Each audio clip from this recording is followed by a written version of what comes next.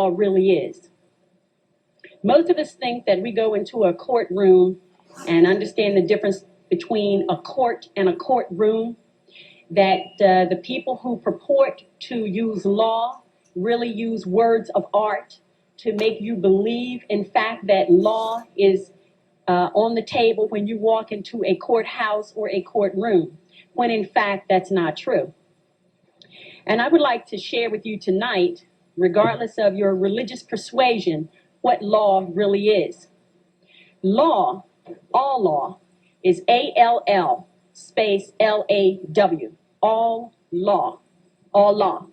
So for anyone who's of a Christian persuasion, don't be misled, and when you hear the term all law is God, all right? That is also what we would say in lawful terms, a misnomer. Allah is not God. God has no capacity and no standing to all law, because God means governmental ordinance departments. There is no comparison. Now, who can use law? Law can only be used by people who are in their sovereign capacity. And as I will share with you tonight, the majority of the people in the world, and I'm not going to get into all of the details about that, but the majority of the people in the world, 99% of them live in slavery today. So in 1863, via the Emancipation Proclamation, and I challenge you to go look in a law dictionary and look up the definition of emancipation and proclamation, and you will see that a proclamation is not a law.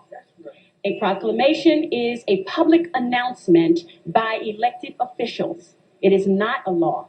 So the Emancipation Proclamation of 1863 did not set any slaves free. What it did was standardized slavery, the United States being the model for the standardization of slavery, that all of the other nations around the world, as they reduced their people from their sovereign capacity and forced them to join nation states, then they were able to issue statute, codes, ordinances, resolutions on them. And a statute, as in a state statute of the Commonwealth of Pennsylvania, is not a law. It is corporate policy of the corporation that calls itself the Commonwealth of Pennsylvania Incorporated. All right? Now, a code is not a law.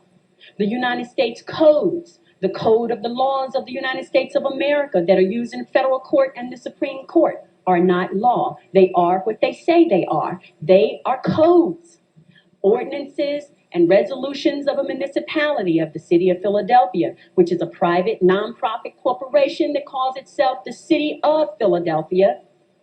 An ordinance and a resolution, as in parking ordinances, they are not law. They are what they say they are. They are ordinances and they are resolutions. All right? And the reason they are not law is because the only people who can issue law are people who are acting in their sovereign capacity. And the people who sit in these seats as elected officials are not, in fact, in their sovereign capacity.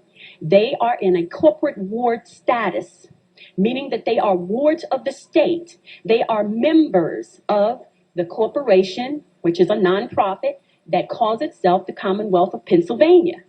And as long as they have a birth certificate on record with the Commonwealth of Pennsylvania, with that birth certificate being a contract, a birth certificate is a contract. And as long as you have a contract with the Commonwealth of Pennsylvania Incorporated, you belong to them. And that's what slavery really is, right?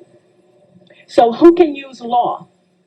If you are a member of a corporate ward state, if you are a member of a corporate ward nation that calls itself the United States of America, you are a citizen. Look in the law dictionary and look up the definition of citizen. A citizen is not a sovereign. A resident is not a sovereign. Therefore, if you use an address, which is a fictitious number associated with a designation issued by a corporate ward, right? Then you become under the jurisdiction of those people who are also corporate wards, but who are also slaveholders, all right? So if you're operating in that capacity, law does not apply to you.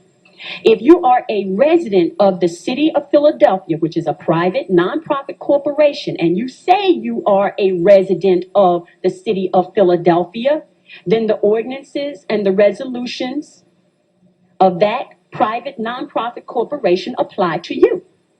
If you are a citizen of the Commonwealth of Pennsylvania Incorporated, which is a private nonprofit corporation, then the statutes of that nonprofit corporation apply to you.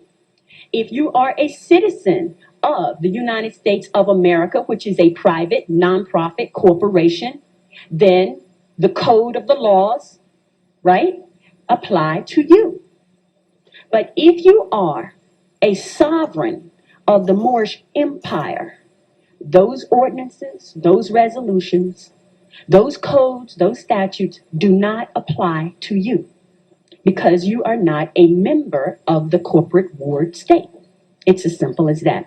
And they understand the difference. This is why on their documents, they use words of art. They use the word label. They use the word person. They use the word address. All of these things that place you in their jurisdiction, and you unknowingly fill out forms every day. And every time you fill out a form, you enter into a contract. I don't care what kind of form it is. It's a contract. A driver's license application is a contract. A social security application is a contract. When you call up the telephone company and you make a verbal contract over the telephone, this is why they can bill you. When you sign a deed, it is a contract. When you fill out a voter registration form, it is a contract. Does everybody understand that? Don't ever think anything that you put your signature on becomes a contract. All right? Now, the fact that you are not in your sovereign status means that you make a contract as a minor. They don't care. They know you are a minor. Because, and to be other than a minor, you have to be in your proper person at law. And how we write that is this.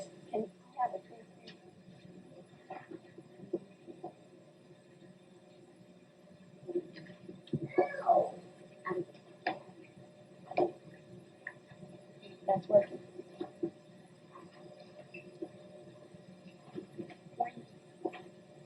Can you bear with me for a minute and let me put this on because I can't.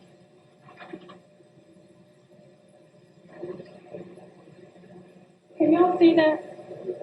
Impropria persona. Impropria persona. When you are in your corporate ward status, you look like this to the court.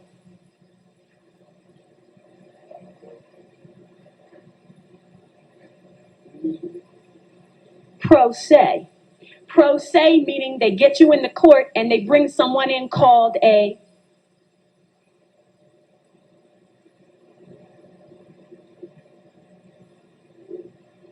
got that?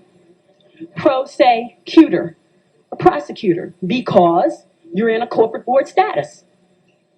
Now, if you're in propria persona, saying there are criminal allegations, the prosecutor cannot come into the courtroom and say anything to you because you're not in pro se status. Makes sense, right?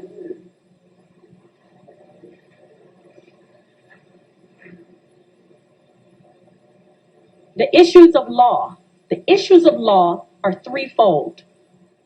The issues of law are status, jurisdiction, and adjudication. The first thing that happens when you walk into a courtroom in your corporate ward status is that they already make the assumption that you are a ward of the state and that you don't know any better. So they immediately start adjudicating you. As the first thing that happens when we walk into a courtroom is that we place our status on the record. On the record. We come in with our flag. We come in with our treaty. We come in with the Constitution we signed with them, and understanding that the Constitution is a contract. It's a contract between who? It's a contract between the United States Republic and the United States of America. But there are certain clauses in that contract that apply to Moors, which takes us back to the Treaty of 1787. But that contract between the United States and the United States of America does not apply to us other than that part that discusses the treaty. So it's not relevant for us to go into any courtroom and argue about their ordinances, their codes, their statutes. The only thing we're in there to talk about is, have we violated the treaty? Have we violated that part, which is Article 6 of the Constitution, that applies to us? That's the only question in the courtroom. Because the status of the individuals looks like this.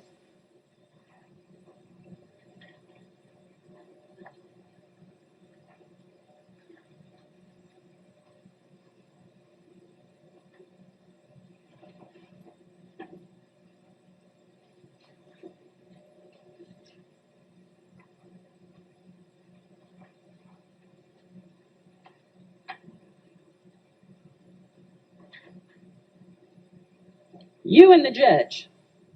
There's nobody else that you need to discuss anything with in the courtroom besides the judge. The prosecutor is invisible to you. Now, what do you have to say to that judge? My honor, not your honor. What is your status? What is your name? What is your nationality? All right? And do not let them get away with saying, I am a U.S. citizen. You cannot be a citizen and sit a bench.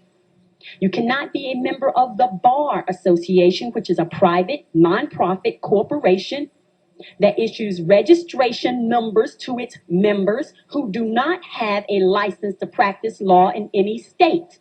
Because in order to have a license to practice law, you must have your proper person.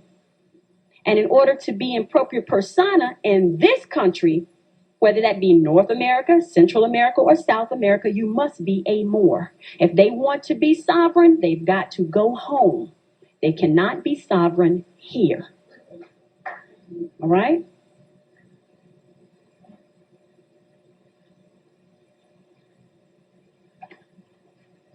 The next issue of law is jurisdiction.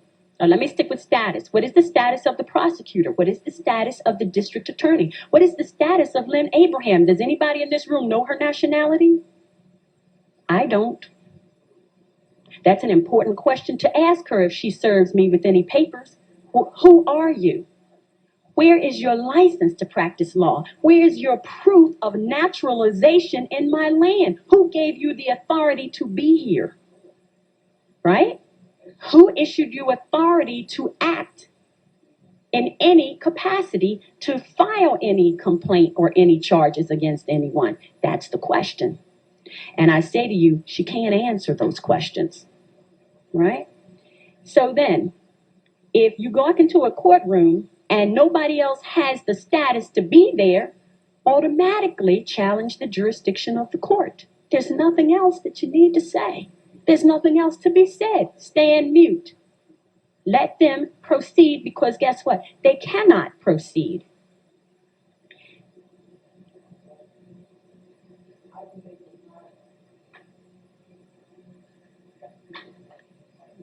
You have a question.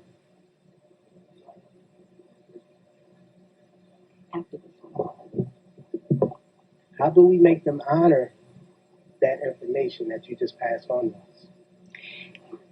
In the courtroom, as I have learned, because I've spent a lot of time there, right? There is a language of silence. After you've said what you need to say, don't say any more. They will do the rest when you stand on your square. That's all you need to do. There's no need to stand there and argue with the judge, and trust me, I've done that. All right? And once you say what you need to say, they know everything else to do. But understand, they do not want you exposing the truth to their corporate wards, because every slave that you take out of their corporation, they lose money. This is making business. So don't go into the courtroom trying to expose the fraud. That's not your job. That's not why you're there. There's another venue for that. In that courtroom, because understand it's not court, because it's not law. And I'm going to get into that in a few minutes. So don't try to challenge them on the law. They already know that. They already know they don't have the proper status. They already know they're operating in your land fraudulently. All right? Just say what you have to say and back off. They will give you the window. And it's up to you. If you're educated enough about the law, you'll see the window, you'll recognize it, and then you'll be able to walk through it and walk out the door.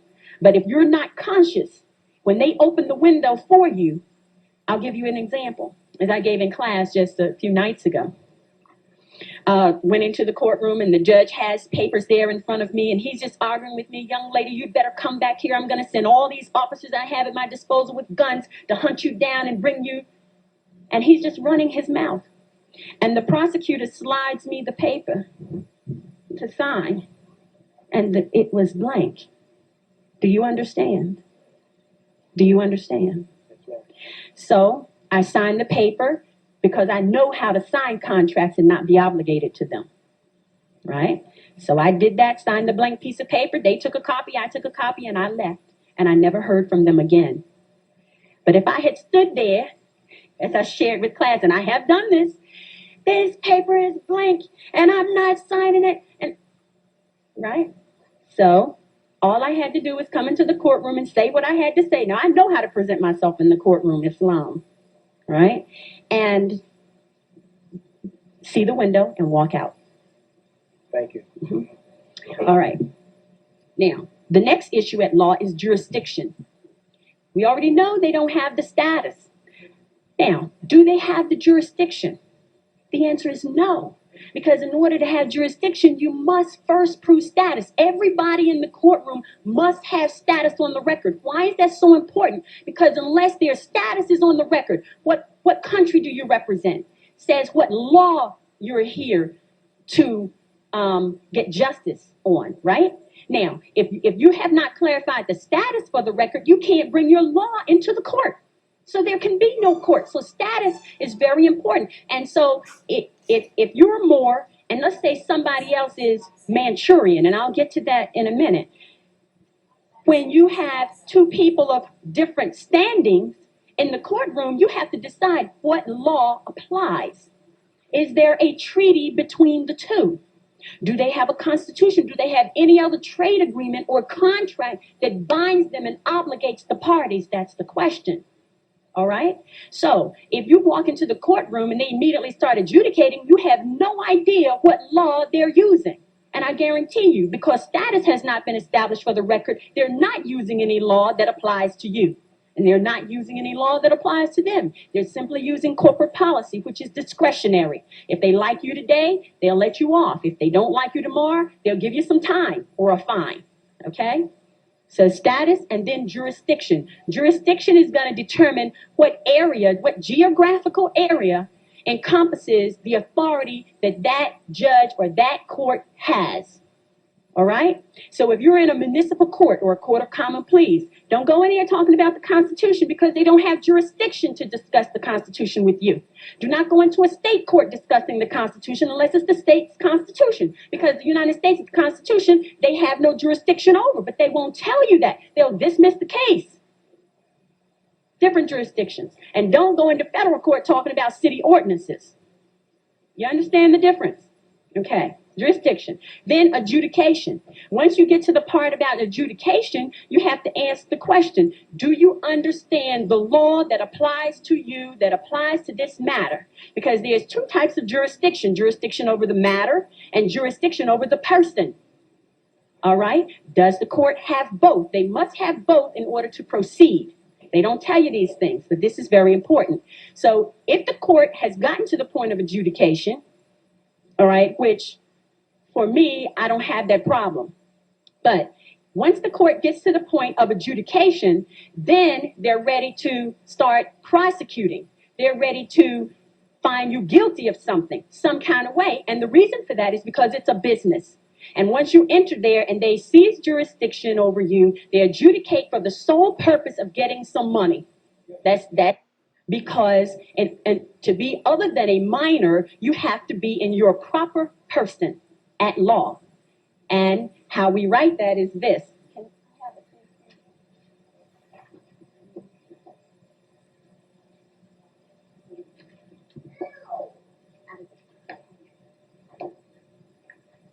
That's working.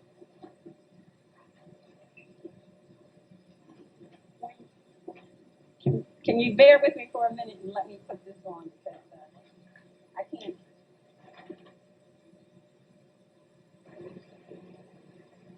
Can y'all see that? Impropria persona.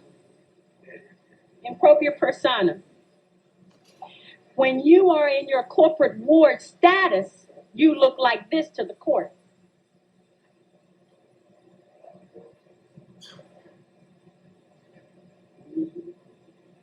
Pro se. Pro se meaning they get you in the court and they bring someone in called a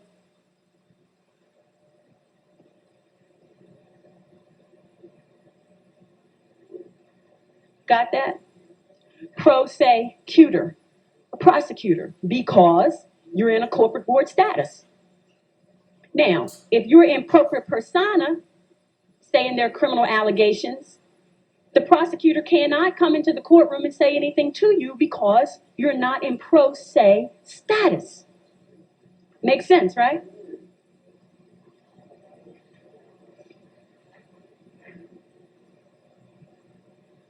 The issues of law are threefold. The issues of law are status, jurisdiction, and adjudication. The first thing that happens when you walk into a courtroom in your corporate ward status is that they already make the assumption that you are a ward of the state and that you don't know any better. So they immediately start adjudicating you. As Moors, the first thing that happens when we walk into a courtroom is that we place our status on the record. On the record. We come in with our flag. We come in with our treaty. We come in with the Constitution we signed with them, and understanding that the Constitution is a contract. It's a contract between who? It's a contract between the United States Republic and the United States of America. But there are certain clauses in that contract that apply to Moors, which takes us back to the Treaty of 1787. But that contract between the United States and the United States of America does not apply to us other than that part that discusses the treaty.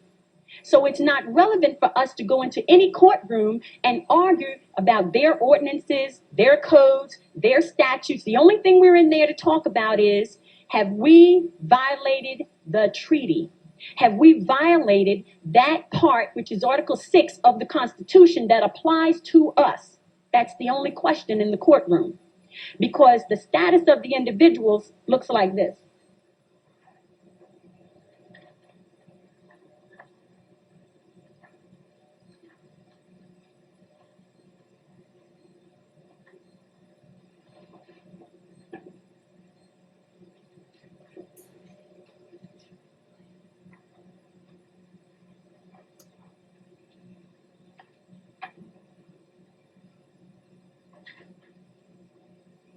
You and the judge.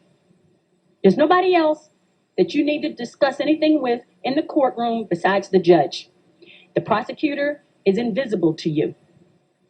Now, what do you have to say to that judge? My honor, not your honor. What is your status?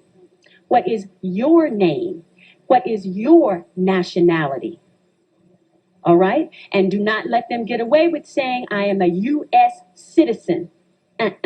You cannot be a citizen and sit a bench.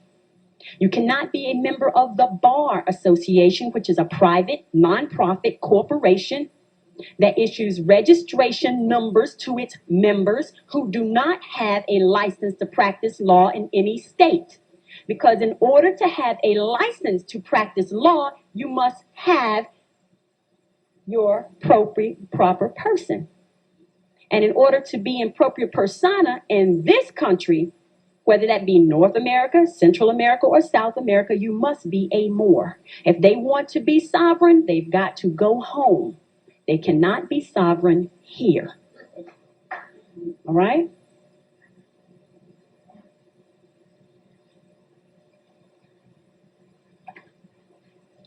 The next issue of law is jurisdiction. Now, let me stick with status. What is the status of the prosecutor? What is the status of the district attorney? What is the status of Lynn Abraham? Does anybody in this room know her nationality? I don't. That's an important question to ask her if she serves me with any papers. Who are you? Where is your license to practice law? Where is your proof of naturalization in my land? Who gave you the authority to be here? Right? Who issued you authority to act in any capacity, to file any complaint or any charges against anyone? That's the question. And I say to you, she can't answer those questions. Right? So then, if you go into a courtroom and nobody else has the status to be there, automatically challenge the jurisdiction of the court. There's nothing else that you need to say.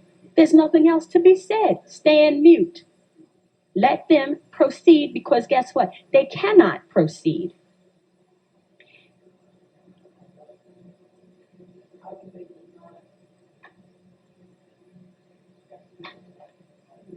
You have a question. After this one. How do we make them honor that information that you just passed on to us? In the courtroom, as I have learned, because I've spent a lot of time there, right? There is a language of silence. After you've said what you need to say, don't say anymore. They will do the rest when you stand on your square. That's all you need to do. There's no need to stand there and argue with the judge, and trust me, I've done that. All right? And once you say what you need to say, they know everything else to do. But understand, they do not want you exposing the truth to their corporate wards, because every slave that you take out of their corporation, they lose money. This is a money-making business. So don't go into the courtroom trying to expose the fraud. That's not your job. That's not why you're there. There's another venue for that.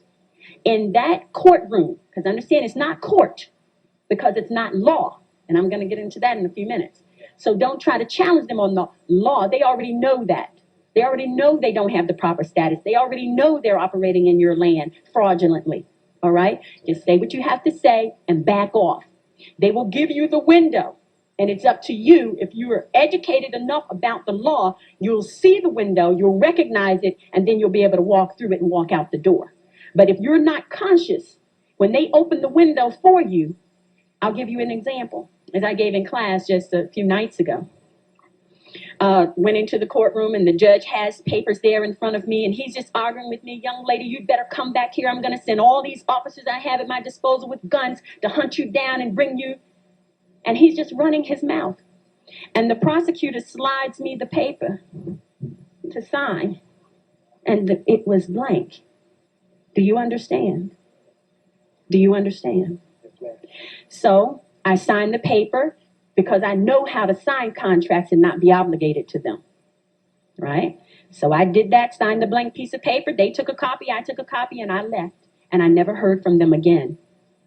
But if I had stood there, as I shared with class, and I have done this paper is blank, and I'm not signing it, and right? So all I had to do was come into the courtroom and say what I had to say. Now, I know how to present myself in the courtroom, Islam, right?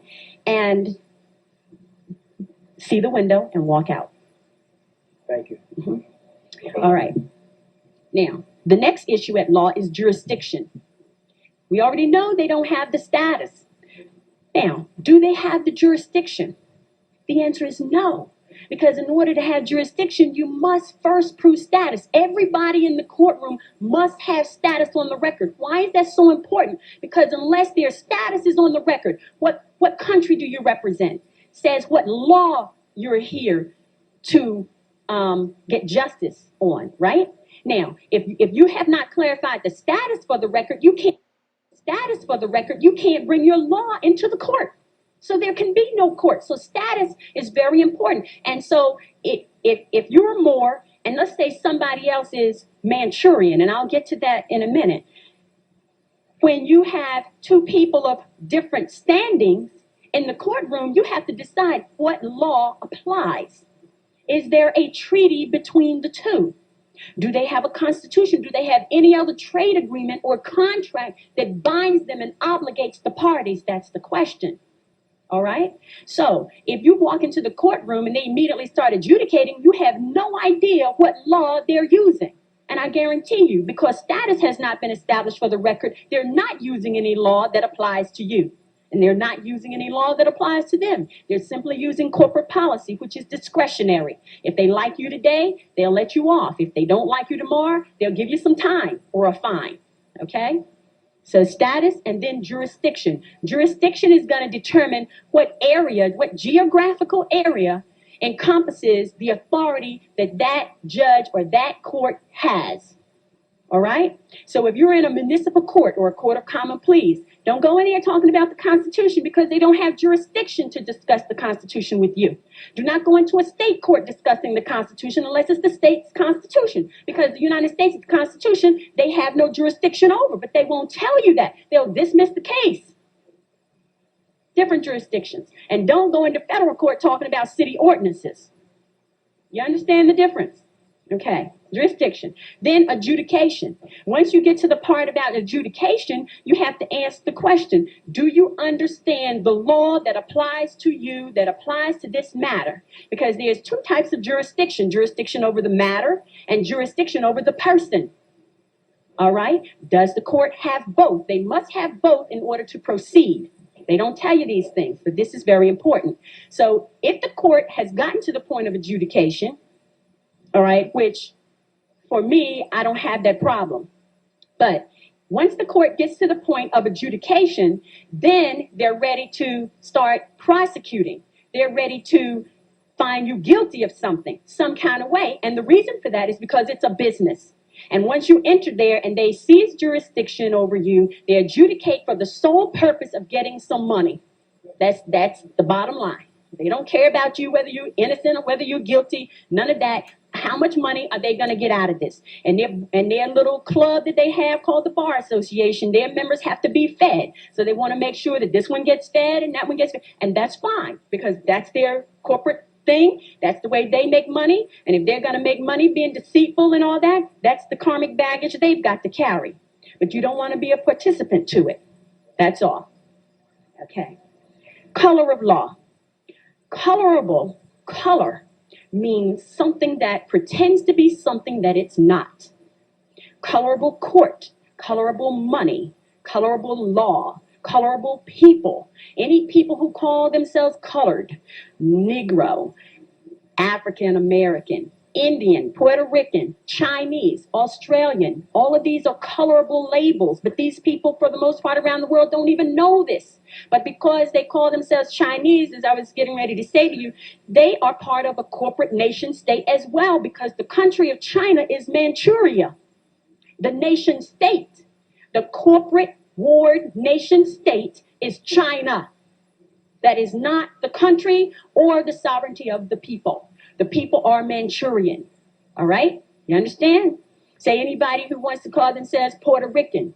Puerto Rico is a corporate nation state. It is a private, non-profit corporation that has a charter issued by the Moors, where they have the authority to conduct commerce and trade on the island of Borncano. Borncua. Right? Borncua. That's the name of the people. Borncano is the name of the island. Puerto Rico is the private non-profit corporation that has the charter to operate within the geographical boundaries of Borncano. Most Puerto Ricans don't even know that. I go around telling people all the time, you're not this, you're not that. This is who you really are, because people have grown up into slavery for generation after generation in all these corporate nation states who belong to the United Nations, which is a private non-profit corporation trade association for nation state corporations. Got it? In order to belong to the United Nations, you have to be a corporate ward state, nation state. Otherwise, they don't want you. And they will go to war against a country and take the people out of their sovereign capacity and say they're setting up democracy all around the world so that they can take people out of their sovereign capacity and take them away from the law and impose corporate statute on them. And that's exactly what they do. All right? Now, color of law is in full swing all around the world. All around the world. And they have a clique where they're all intermingled and they all agree to participate together in this game. Right? Now, it doesn't matter where you go. Just like most people think you need a passport to travel from company to company to company that are called nation states. So you do need a passport if you call yourself Black or African American or a U.S. citizen or any of those things. Yes, you need a passport to travel from one corporate nation state to another. But when you're traveling from one country to another, you do not need a passport. And those countries will tell you you don't. Depends on what you call yourself. You understand? Okay. Why do we have colorable law and colorable courts? During the Civil War, the Moors went to war against each other.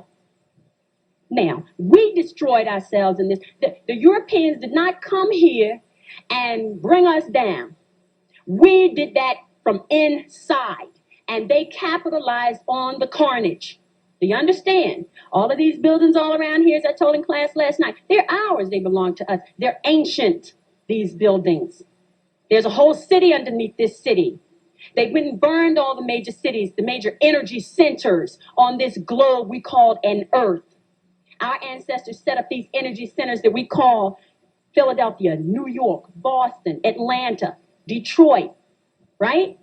Chicago, Miami, Phoenix, Los Angeles. They are energy centers. They're not where they are in huge, large cities just because of some coincidence. There's energy and power in these places. London, Rio de Janeiro, all right? And by the way, we're going to spell it like this, Rio de. De, which is a normal title of the Moors. Rio de Janeiro. You understand? This thing is worldwide. This flag that we carry with the red flag, with the five-pointed green star, with the pointing up, all right, is a worldwide flag. It's recognized all around the world, all right? So, the reason we have colorable courts and colorable law is because during the Civil War, when the Moors warred against each other, there were those who agreed to participate in the game called the corporate ward game. And there were many who made a lot of money. They got a commission on everybody they got to sign a birth certificate, because the birth certificate is a contract that puts you in slavery. And they got money. William Penn got very rich, all right? All the Quakers got very rich. All the abolitionists got very rich on this Civil War ward state game. Robert Morris and a lot of these buildings that are named after these people in downtown Philadelphia became multimillionaires, and their ancestors are still wealthy today over the corporate ward game. All right? Now, the reason that we have to have colorable law and colorable courts is because so many of us agree to be slaves. We don't need colorable courts and colorable law otherwise. But the people who agree to be bound by the 14th Amendment, which covers civil rights, which covers Negroes and African Americans and Jews and Hispanics and Indians and all these people like that, if you agree to call yourself that, they have to create a statute that applies to you, because law doesn't apply to you. So it's not their fault. It's the fault of the people who agree to be outside of their sovereign capacity. Okay? And now, if you walk in and you want to reestablish it, they're at odds because they're not accustomed to people walking in who are conscious and sovereign. You can't separate the two when you walk into a courtroom. And when I say you walk in on your square, I don't standing with your feet at a right angle. All right? I mean, and not to be deterred when you know you're in and you have law on your side. Do not back down. But you do not have to be belligerent. Trust me, I've been there. Don't do that. Okay? Now, the law of the land. The law of the land, as it applies to the United States of America and the United States, is their Constitution. The law of the land, which supersedes that, which if you go and read the Supremacy Clause of the Constitution, you will see that the treaty, in particular the Treaty of 1787, which was last signed which was last signed and ratified in 1986. All right, it's re-signed every 50 years. That it's the treaty that is the actual law of the land. Now, that being the case, how do we make that treaty work for us? We always say they're not honoring the treaty. This is the oldest treaty in the world. Did y'all know that? And it's the only unbroken and longest standing treaty in the world. Did y'all know that? Now, that treaty protects us. You need to go get a copy of it, the Treaty of Peace and Friendship, 1787, all right? Signed by the Emperor of Morocco. Actually, he signed it in the month of Ramadan in the year 1201, all right? Which translates into the Gregorian calendar year of 1787 because they added 586 years to our calendar, all right? So, in terms of using the law of the land, and when you express these things to them, you don't even have to go into a lot of detail about it because those who rule and those in government and those who sit on those judicial benches know what this doctrine is. And they adhere to it, but the problem is there's not enough of us standing up defending it. Okay? How to correct the issue? The people must be in their proper person. The people must act in their sovereign capacity. As the brother said earlier, how do you behave as a sovereign? How do you behave as a sovereign? You behave as a sovereign by not getting so upset and ranting and raving and causing a scene. There's no need to do any of that. As I said in the courtroom, as in with law enforcement and any of that, there's a language of silence. Just like the mummers who march down Broad Street every New Year's and they're playing it up and playing it up. What does mummery mean? Silent mockery. Who are they mocking? Us. All right? But they understand the language of silence and they deal in it all the time with their secret signs and symbols. But don't be angry with them for using these things. Why not? We taught it to them. Okay? Don't be angry with them because they have gotten out of control with the power that we gave them. We created these people. We can't now turn around and say, now we don't want you. Now, go off someplace else and this and that. And if you know the history, you know that what the Moors did to these people when they were first created. The Moors considered them subhuman. They couldn't speak Latin, which is our original language. They couldn't go to school. They couldn't own land. They couldn't vote. They were totally disenfranchised. And this is why the Moors commissioned Benjamin Bey, who you know as Benjamin Banneker, who is also Benjamin Franklin, by the way, okay, to teach these people the science of government. He did that for a select few. Unfortunately, it couldn't go and spread as widely as it should have been. Now we have a situation on our hands where we as Moors refuse to be who we are. In the civil rights movement, there were those who led it who were paid to get us off our square, and we agreed to be there. We agreed to be called black, and we're proud of it, remember? Now, who could tell us any different? Now, the Europeans have a dilemma because they've lied to us so much and we have forgotten so much that if they stand up to tell us the truth, would we believe them? The majority of the people who call themselves African American, right now, if you tell them they're not from Africa, they'll give you hell. Am I right? Yes, we are. Now, can you imagine you're getting that feedback from them. Can you imagine what they would say to a European who now try to tell them they're not from Africa? You understand? Now you've got Bill Gates who's given $1 billion to the United Negro College Fund, to keep more Negroes out of their sovereign capacity. And they jump right into the boat, right? Play it up to the hilt. Oh, what a great thing he's done. They love him to death. Now, if the Moors try to stand up and say who the man really is, you got all these black people who are going to criticize you. Leave the man alone, they'll say. All right? But we know the truth. So we correct the issue only by standing on our square, whether we're Moors or whether we're not. All right? Now, let's talk about what law really is. Law is based upon the science of astrology, astrologic. Don't let anybody ever tell you that astrology is for entertainment purposes. It is the science that rules. It is the science that governs. As I said to you, what all law is? All law.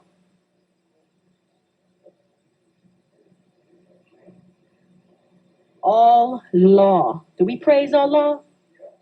Absolutely.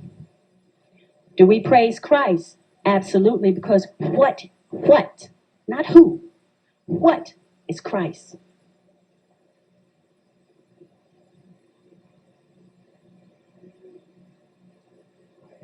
Christ is the great I am. And if you know what Islam means, let me tell you this.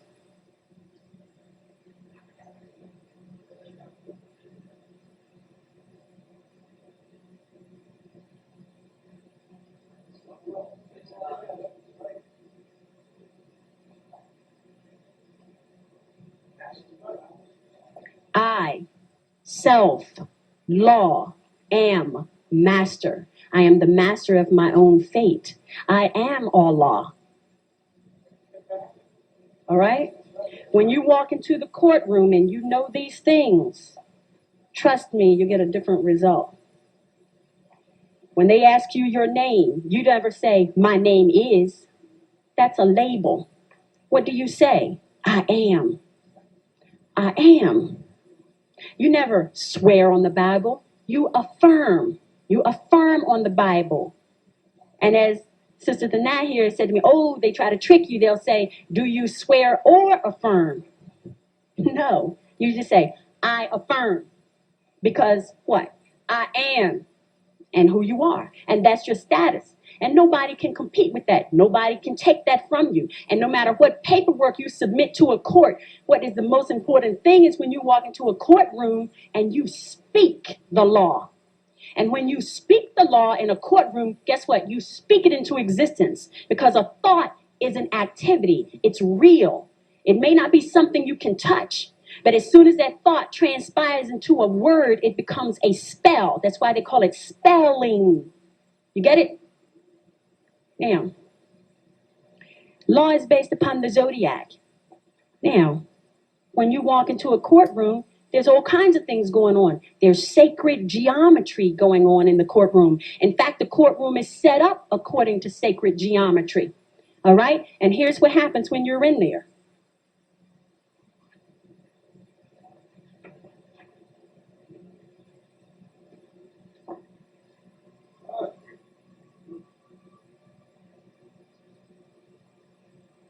The judge is at the top of the triangle.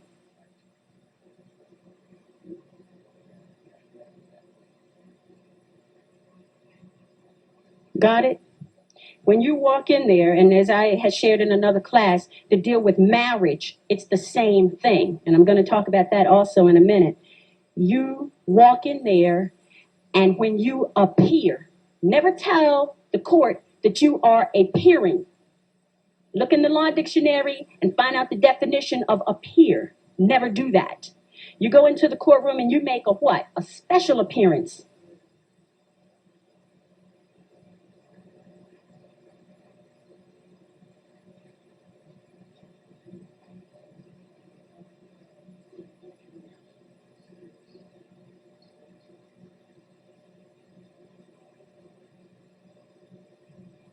Not general. That will get you in trouble every time if you appear in a courtroom. And all of these little nuances, they know these things. And they are put there to trap you who don't know. So when you walk in there and you're on your square, being on your square means to know these things and not to walk in the courtroom uncomfortable. Because when you know them, you have no reason not to come to court, do you? You want to be there because you want to make a special appearance to challenge the jurisdiction of the court. Why? Because of the lack of status. And once jurisdiction is challenged, it must be proven for the record. It must be proven for the record before the court can proceed. Do you understand? The judge must come with his nationality papers. He must come with the flag of the country, not the nation state that he represents. That United States flag with the 50 stars, which now should be 48 because there are only 48 states. Did y'all know that? Two of them dropped out, Hawaii and Alaska, are no longer states. Did y'all know that? They're no longer states. They're no longer states. The treaty was up. They got out. All right.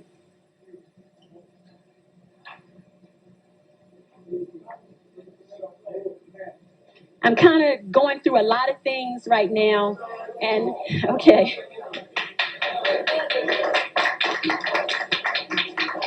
All right.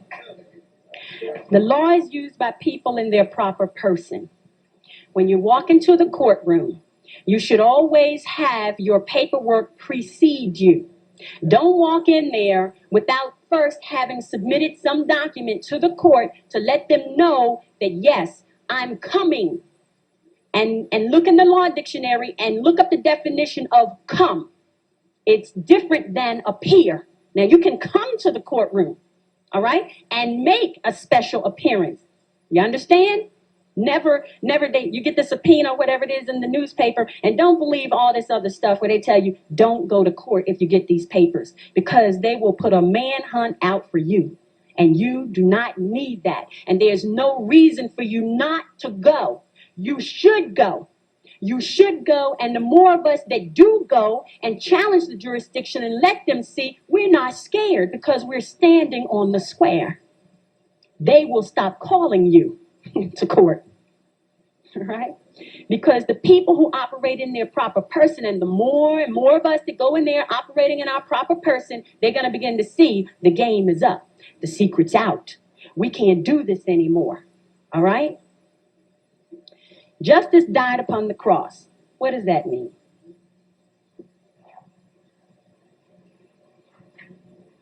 I'm no artist.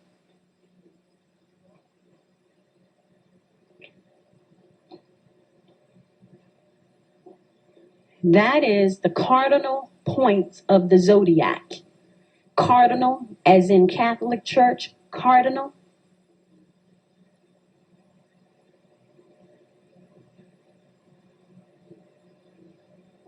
They are your deacons of the zodiac. Deacons, as in the Christian church.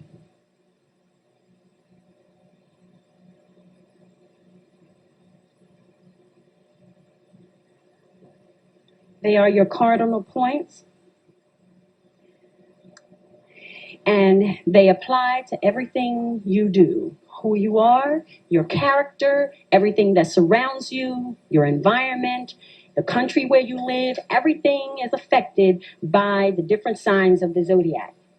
When justice died on the cross, here's what happened.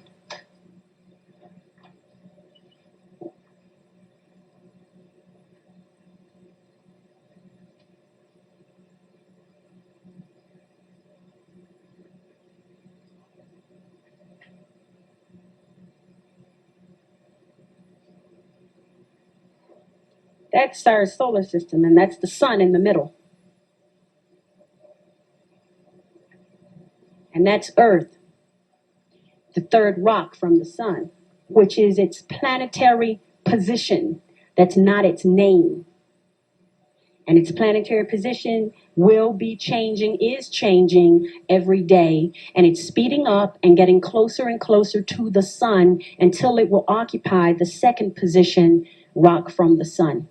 This is the natural life cycle of a planet. All the planets are coming in, and then more planets are being created out further beyond Pluto.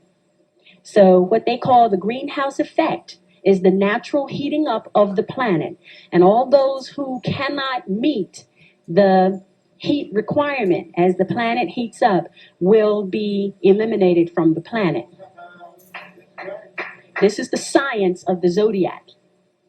Now, just like we have the zodiac, which I just showed you, based upon what is called the geocentric form of astrology. Geocentric because it's centered based on the earth as its center point. Then there's the heliocentric form of astrology, which is based upon the sun being the center. Sun is helio, earth is geo. Everybody understand that? Now, just like we have our signs applied to the earth here, The sun also has its center point here. Everybody understand that? Does everybody understand that our entire solar system is spinning around the Milky Way? The Earth spins on its axis. The moon spins on, right? Spins around. Well, let me back up. The moon doesn't spin around the Earth like they told you, but the moon does have a cycle.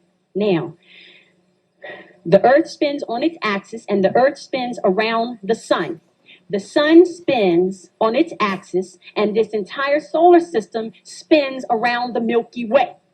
Everybody understand that? That's basic, right? Very basic. Now, check this out.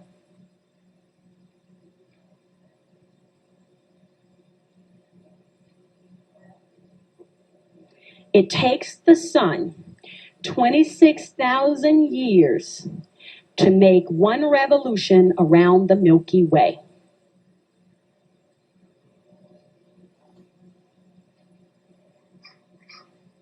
Everybody understand that? This is science here. I'm not trying to make up stuff just to lie to you, okay? And all of this, believe it or not, is relative to law. That's why I'm explaining it to you, all right? And the subject is justice died upon the cross. So I'm coming back to that, but I have to give you this information first so you'll understand. 26,000 years for the sun to make one journey around the Milky Way, all right? If we divide that by 12, why are we dividing it by 12? There are 12 signs of the zodiac, all right? Now, we divide it by 12, this is the number.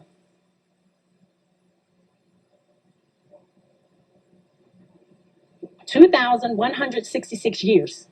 So, our solar system spins 2,166 years in one sign. We just left the age of Pisces. An age is equal to 2,166 years. Now, you've heard the term, an age, but nobody ever thought about it. We say for ages. What's an age equal to? Mathematically, it's equal to 2,166 years. Got it? Now, we just entered the age of Aquarius. All right, 2,166 is represented here.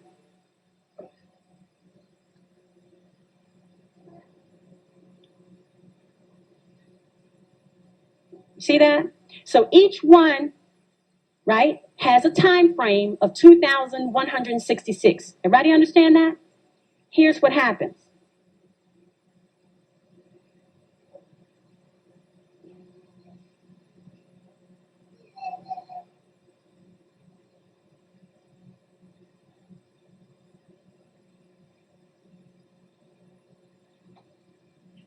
I don't need to write all of them, right? You all understand the point. We just left the age of Pisces, which was, or an eon. An age and an eon are equal to 2,166 years. Now, we just left the age of Pisces, which is represented by what we know as Jesus. This is why Jesus is represented by the sign of the fish. It's over. The age of Pisces is over, all right? Not to come around again until we go through all of the other 11 signs of the zodiac. Now we're in the age of Aquarius. What does that mean? Justice, and any Mason will tell you, if he can unravel the allegory, is Jesus. Jesus was born. Why? Because what's the opposite of Pisces? Jesus was born of a virgin mother. Virgo is the virgin. Virgo is the virgin, right? Who in here is Virgo? Anybody? Virgo is the virgin, right? Okay. So Jesus was born of the virgin mother, Virgo. Got it? All of this stuff in the Bible, because understand that the Bible is not a religious book. The Quran is not a religious book. They are science books. Biblios Heliotech is the Bible. It's the full Latin name of the Bible. It is the science. It's an elementary science where Moors are concerned. It's the science of the study of the cycle of the sun. Helio meaning study, meaning sun. Biblios meaning record of. Y'all understand? The Quran, chronology, maxima, the great chronology. The Quran is the great chronology of the science and the study of the asteroid, of the astral plane. You understand? Okay, so justice died on the cross. Here's what happened. Those that we call Europeans or Albions ruled during the age of Pisces. So when we say the time is up, we're not just saying this by conjecture. We're saying this because the time, the 2,166 years that they had is over. I'm not saying this because I have any bias against them or any of that. This is the science of it, and they know it. The problem is our people are not ready for it. How can justice return under the age of Aquarius if we're not ready? The age of Aquarius demands information. It is the technology age, Aquarius is. Aquarius demands answers. Our youth demand answers. They demand the truth. They demand this truth because they cannot proceed and lead the world without this knowledge. They cannot do it. They cannot do this without the understanding of the zodiac, which is this.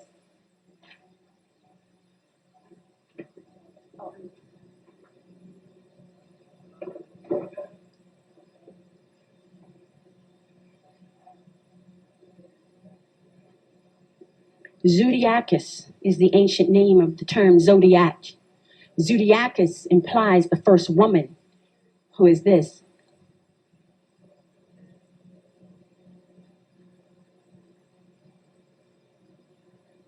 Womb man. We are man with a womb. That's who we are. No spirit can enter this plane without the agreement of a womb man. Period. We are the vehicle. We have a covenant with the cosmos where we agree to bring those spirits, which we call monads, from the astral plane and summon them to this physical plane. And it is only through the womb man that they can leave, exit, and then reposition themselves in another plane. All of this relevant to all law.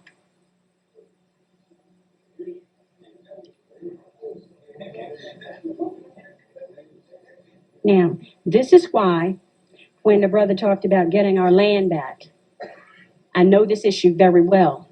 I fight this fight every day on top of all my other duties and responsibilities and everything else that I do. So when we talk about justice returns under the age of Aquarius, this is why when we walk into a courtroom and we understand that the court, as I explained to a class just recently, a court is also a corporation. They don't hide that from you. They put it right on the seal, right behind the judge. And they tell you that this court was incorporated in 1878, whatever it is. This court was incorporated. And what words do they use? Founded. So when you see the word founded and you see the word established in, it already tells you that they're a corporation. Understand? And anybody who owns a corporation does what? Own a slave. Because a corporation is a slave holder. Understand? Now, let's talk about the issues that come up in court. How am I with time, Noah? All right.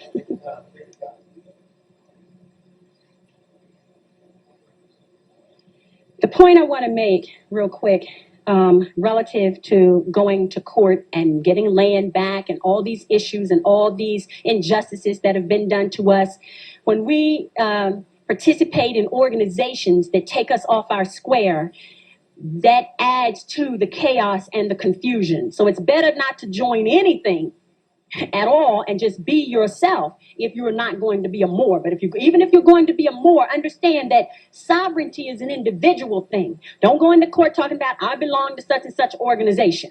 And be clear about that, because as soon as you say an association, an organization, a business, a firm, a corporation, you're talking about slavery. And they love that language because you're putting yourself right in their jurisdiction as soon as you say it. But you go in there and say, I am. Well, what organization do you belong to? Well, none. They do not know how to deal with you. But as soon as you say corporation, because they're a corporation and they speak the corporate language and they have corporate policy, they'll love you to say that. So the first thing they're going to do is, how are we going to get some money? All right? Because that's the name of the game, money. Now, let's talk about who they are, why they exist, these courts.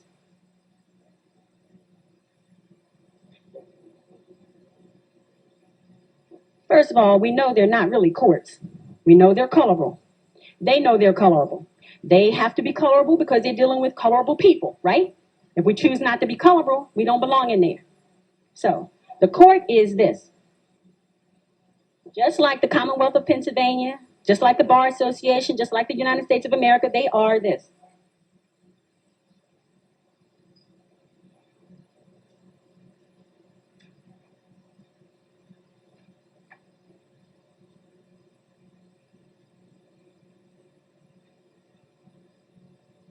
They are a private nonprofit corporation. If you get some mail that belongs to me, do you go and show up and say you're me?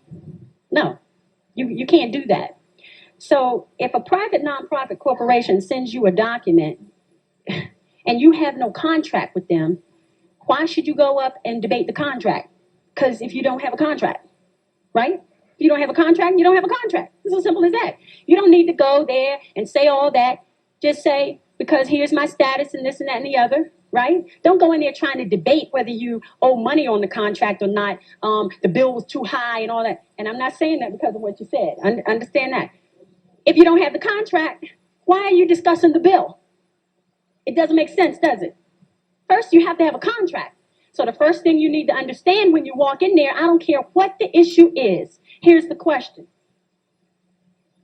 And I write things down, specific things I write down, because when I write them down, I'm spelling. Understand?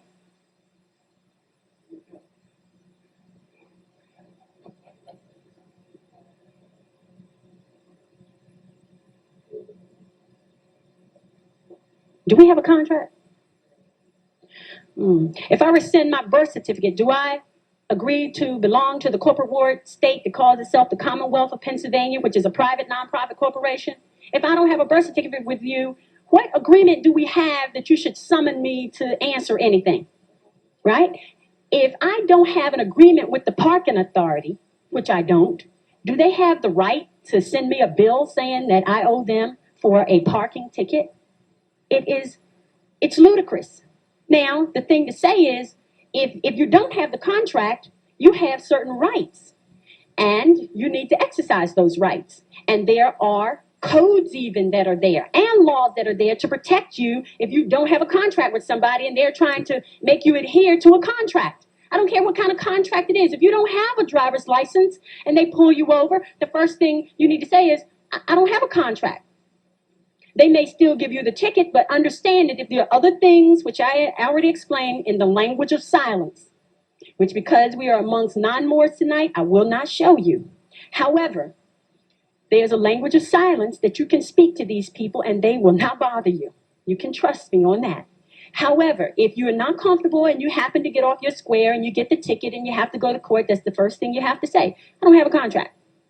And all of these courts, because they are corporations, the only type of policy they can deal with is contract policy, not contract law, contract policy. So the first thing you must ask is what? Do we have a contract? And if the answer is no, then I'm here under threat, duress, and coercion. You are violating my rights. It's as simple as that. You have no other reason to be there. Does that make sense? Okay.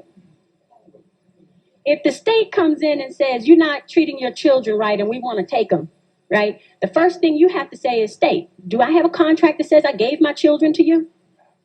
Did I, at what point, produce the contract?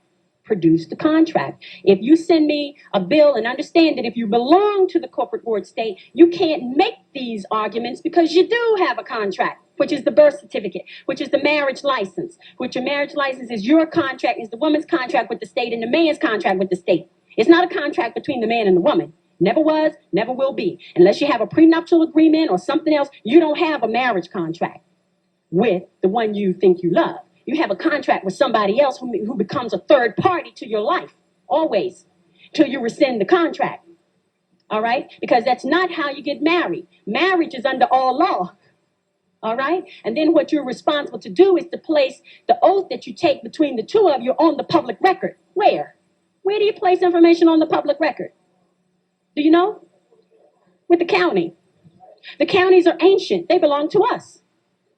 They belong to us. Our ancestors named the counties. Our ancestors formed the counties. Our ancestors set up the government of the counties, and the counties operate according to common law. Did y'all know that? The counties belong to us. So let me write this for you.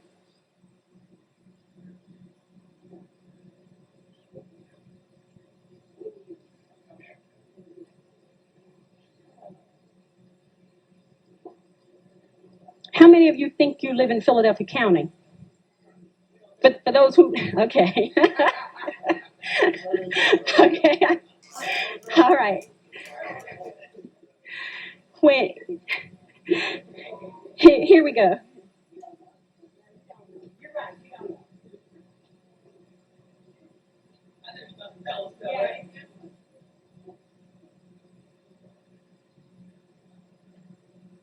See that? Do you recognize that there's a difference between the two? There's a difference between Philadelphia County, which our ancestors set up with certain geographical boundaries, and that corporate, nonprofit corporation that calls itself the County of Philadelphia. It is a corporation chartered to conduct business and commerce and trade and all that within the geographical boundary of Philadelphia County. They are two different things. They are two different things. So when you see documents, pay attention, because all documents that you get don't have County of Philadelphia on them. And you know the difference between the two, because if you get documents from the County of Philadelphia, you know that you're receiving correspondence from a corporation. Do you understand? And if you're receiving correspondence from a corporation, the first question you must ask is, do we have a contract? Now, if you receive correspondence from the county, that's common law. You have the responsibility to respond and adhere to that, because guess what? You are a part and parcel of that county. Our ancestors set up these geographical boundaries for us, all right? Now, likewise, with any other county or city, pay attention to this one little word. It's a very dangerous word. I'm going to tell you, and as I tell people in my class, when that word shows up, you're in trouble. The reason is because most of you prior to tonight, you didn't understand that there was a difference in when they use that little word of. But trust me, there's a difference between whether you're dealing with government or corporation. Government or corporation. You have to know the difference. And if you don't know the difference between these things, they're going to have you swinging left and right in the dark and hitting nothing. Okay?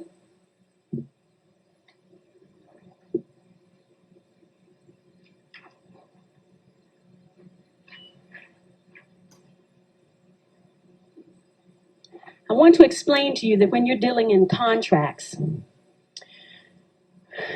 your status in the contract is very important. How do you establish your presence in a contract so that you are protected? Does anybody know how to do that? Because we're confronted with contracts all the time. And when we do not adhere to certain terms and conditions of the contract, which we did not understand from the very beginning, then we're dragged into court to answer for all kinds of claims and allegations on behalf of the corporation, and we don't even understand why we're there. We think, for the most part, the majority of us, and prior to tonight, you get a summons to appear in court. I don't care whether that's a civil action or a criminal action. You're on the defensive because you feel that inherently, maybe I have done something that warrants these allegations, even if you know for a fact that you're innocent. Because the way that corporate system operates, you are not innocent until proven guilty. You are guilty until proven innocent. And the reason is because, as some of these state sovereignty people would have you believe, the United States has declared war on the people. We're in a state of martial law. Well, of course you are. If the people have agreed to be corporate wards of a state that's a private, nonprofit corporation, and the government operates according to sovereignty, and you agree not to be sovereign, then what have you done? You've abandoned your government. The only thing the government can do is declare war on you. That's why you walk into a military tribunal when you walk into these courtrooms. That's why they have a military flag, which is a USA flag with the gold fringe, that lets you know you're in a military tribunal. And the reason is because you've agreed not to be sovereign. So the only way they can deal with you is in a military fashion. Y'all understand that? Okay. So how to protect yourself when you're dealing in, the first thing, I'm not going to really get into details of explaining to you how to stand on your square and how to be in court and all that. The first thing you must understand is how to exist in contracts. Because if you understand how to exist in contracts, that will significantly reduce your ever having to go to court, to the courtroom. Okay, to the courtroom. If you understand how to deal in contracts, because all these corporations do is deal in contracts, and all the courts, these court systems, let me say that, do is deal in contracts. So if you're not familiar with the contracts, and the majority of their contracts are these.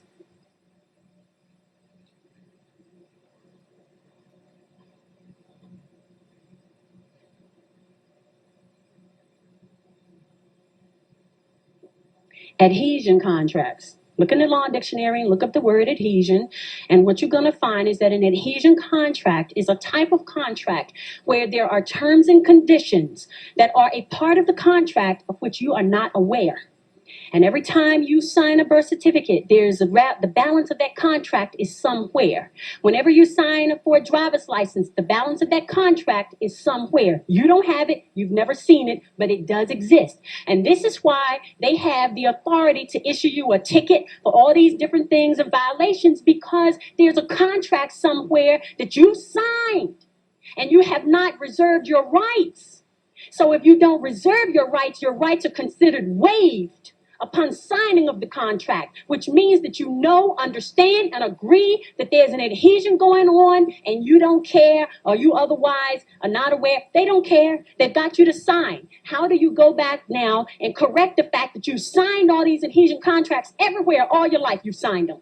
I know you have, because I have too. And now's the time for you to get back into your proper person so you can correct those contracts and get out of the ones you don't want to have. And the ones you choose to have, you can exist under your own terms and conditions.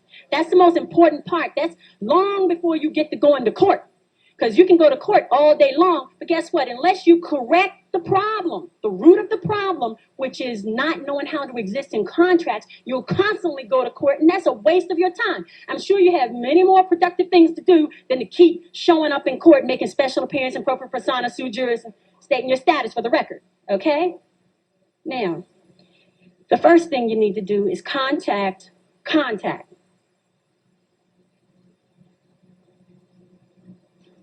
Contact those entities with whom you have a contract and tell them that in no uncertain terms you want to correct or otherwise change or revise the terms and conditions of your contract.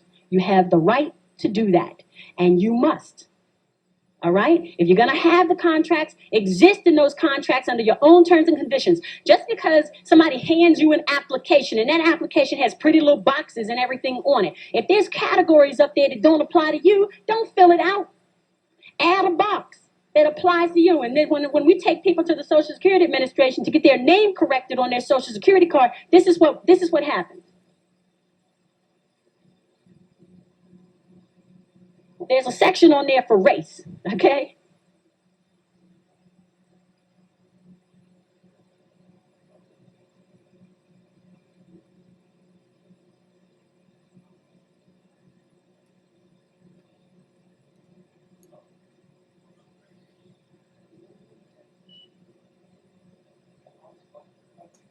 Okay, that's just some of them. They may have a few more. I don't remember, okay?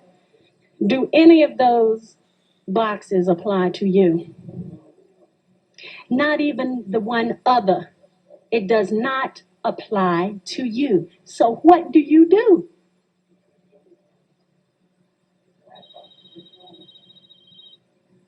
You are a Moor.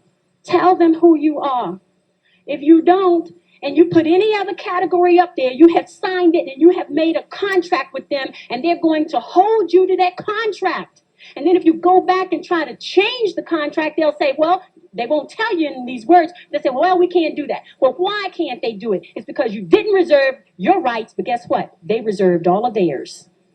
And they have the right to not change the contract just because you want to. They reserve that right. Now, and the only way you can get out of it is step out of that corporate board status and deal with them in propria persona sui juris, which means in my proper person of my own right, okay, and go back and correct those contracts. That's the first thing you got to do.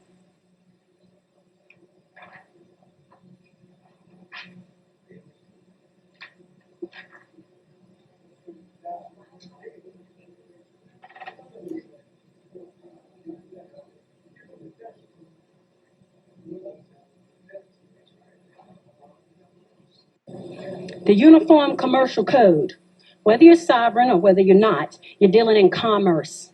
And when you're dealing in commerce, there's an agreement, a uniform agreement in this country, not this nation, this country, that has a standard that protects people in their contracting, because you have the right to contract. Even in the treaty, you have the right to trade. You have the right to trade being without interference from any other third party, okay? You have the right to trade under your own terms and conditions, all right? Now, when you waive that right, and they don't tell you that you have waived the right, they're exercising their rights under the Uniform Commercial Code. And you're not. So go and look up the Uniform Commercial Code and look up those sections that apply to reserving your rights. I would tell you what those sections are tonight, but for me to just tell you does not help you. It only helps you if you go look it up and you see it for yourself. Am I right, Mami Arasante? Because they did that, and now they understand how to sign documents, not just because I gave some instruction on certain things. They've seen the verbiage in those books, and they've seen how it applies and how it has been used in the Supreme Court cases and all the treaty law that applies to these things. It's much better for you to go find it for yourself. So that's why I just give you that right there. The other part is this.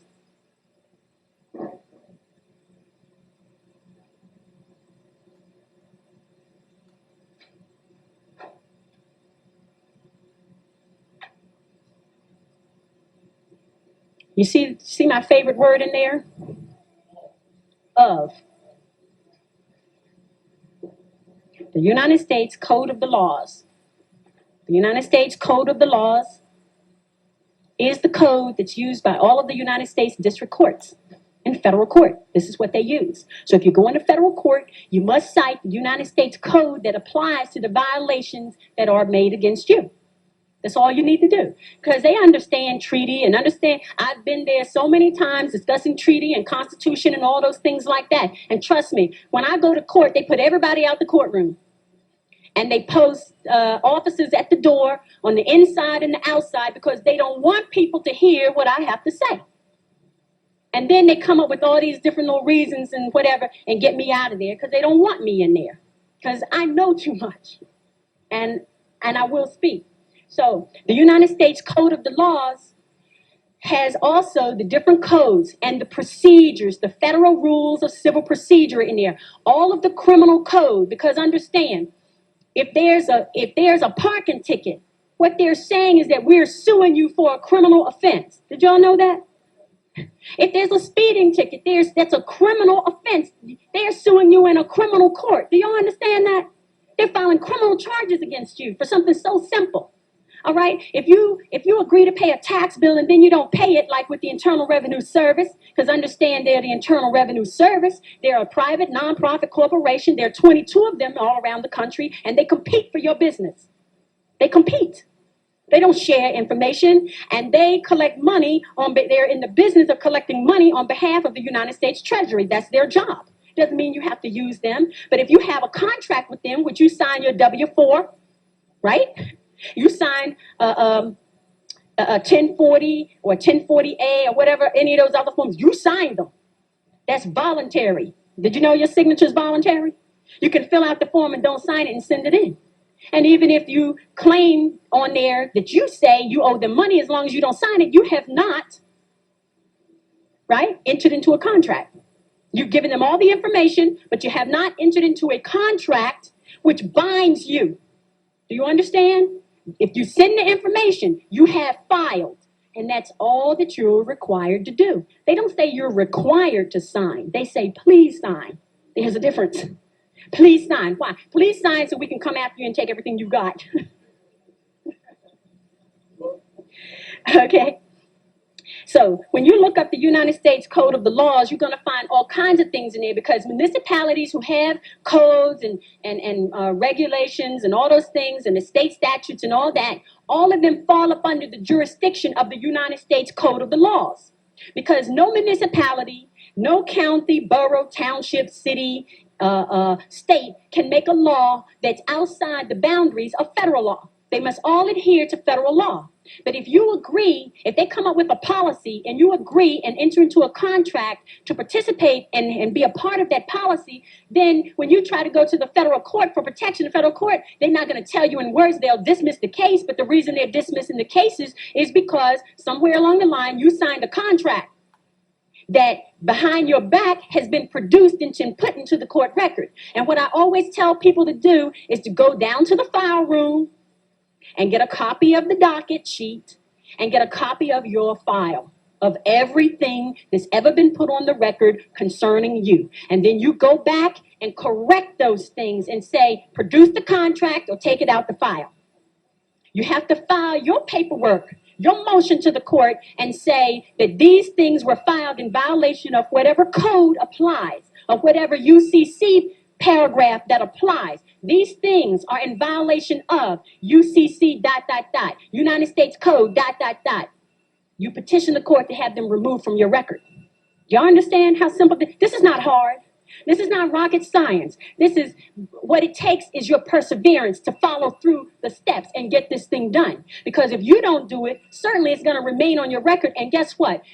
No matter how long you live, you can always trace. They always go back and trace something on your record back to you. I don't care if you correct your name or anything like that, which I tell people, even when you correct your name, what we have people stop using your social security number as a trade number. That's one of the main things you have to do. Stop using that social security number. The Social Security Administration tells you, do not give your social security number to anyone. And anyone that you choose to give it to, you have the right to demand, one, how they're going to use it. And you have, under certain terms and conditions, to deny them to use it certain ways. For example, if you got something on your credit report, as Arsante, we helped him resolve those issues. How did they get on there? Did you authorize that credit reporting company to send, to receive any information? Do you have a contract with them? Do you have a contract with J.C. Penney, who you applied for the application? Did you tell them as a part of your contract that they could check your credit record? Is that part of the contract? The answer is no. That's not part of the contract, and they violated UCC and the United States Code by contacting that credit reporting bureau to get any information on you. And then the credit reporting bureau has violated UCC and the Code of the Laws to send any information relative to you because you did not explicitly authorize them to do so. So guess what? They have done damage to you, and then guess what? You have the right to sue for damages, am I right?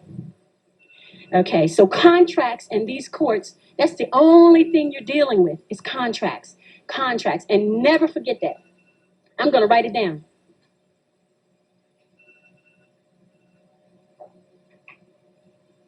Because I'm ready to close and open the floor for questions, and I just want to leave you with that word. Contracts, and remember how to exist in contracts. Islam.